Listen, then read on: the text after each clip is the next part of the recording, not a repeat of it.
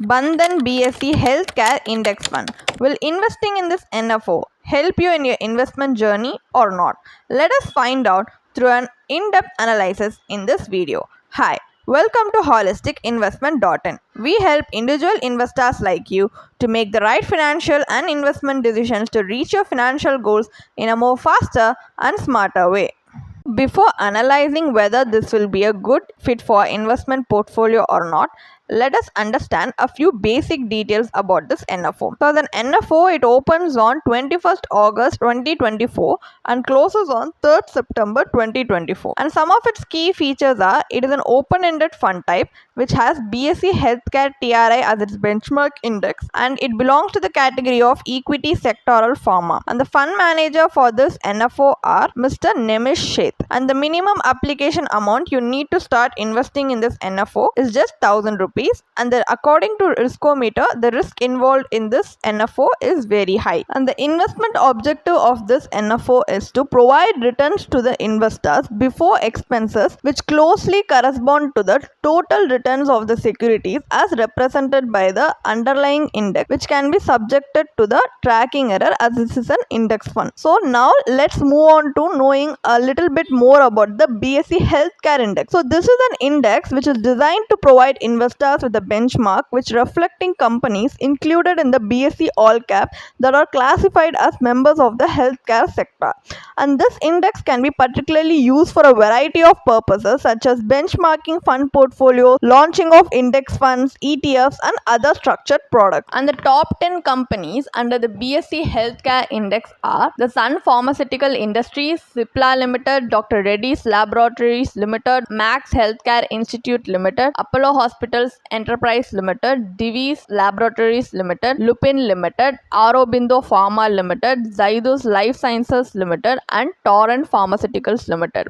As this is an healthcare index fund, all these companies belong to the healthcare sector. And in this, the top first holding is the Sun Pharmaceutical Industries, while the top 10th holding is the Torrent Pharmaceuticals Industries. And according to the reports, the returns as on 31st July 2024 of this index, as you can see, is in 1 year it has produced 46.86%, while in 3 years it has produced a return of total returns of 16.47%, and in 5 years it has given a return of 26.96%, and in 10 years it has given a return of 13.32%. So in long term it has given us more stable and better returns compared to the short term period. Now let us analyze whether investing in the Bandhan BSE Healthcare Index Fund will be worth or not by analyzing its pros and cons of investing in this NFO. So first let's take a look at the pros. So one of the major advantages of investing in this fund is it invests in a diversified portfolio that are likely to deliver you with long-term growth with minimal volatility, because it invests in a top performing companies under the healthcare sector, and also it invests across various capitalizations. So if you compare it to an actively managed fund, the returns from this fund are relatively stable with less volatility. So it might be suitable for an ultra conservative investor who's looking to add passive investments to their core equity portfolio. And also as an index fund, this fund is free from fund manager bias, and as it is managed passively, it is expected to have lower expense ratio than an actively managed mutual fund scheme. So these are some of the advantages of investing in this NFO. Now let's take a look at the cons. That means disadvantages of investing in this NFO. So as this fund predominantly invests in equities, it's not suitable for a short-term investment, because in short term the market is highly unpredictable. So if you're choosing to invest in it to achieve your short-term financial goals, it might not be suitable and might be even more riskier for you to invest in it. So if you're choosing to invest in it, it's better if you invest in it for long term rather than short term period. Also, as an index fund, this may underperform its index due to certain factors. The fund will not be able to deliver market beating returns. So as this is an index fund, the best it can do is it can try to perfectly replicate the index itself, but not try to beat the index itself. So it will not try to beat the index and give you market beating returns. The best it can do is give the returns index is replicating. So it can do that. Also, as an index fund, it's not always a guarantee guarantee that it will always perform up to the index. It can even underperform due to certain factors. Also, one of the major drawback from investing in this fund is based on the market outlook, you cannot change the allocation of this fund dynamically. So just because the market is performing something good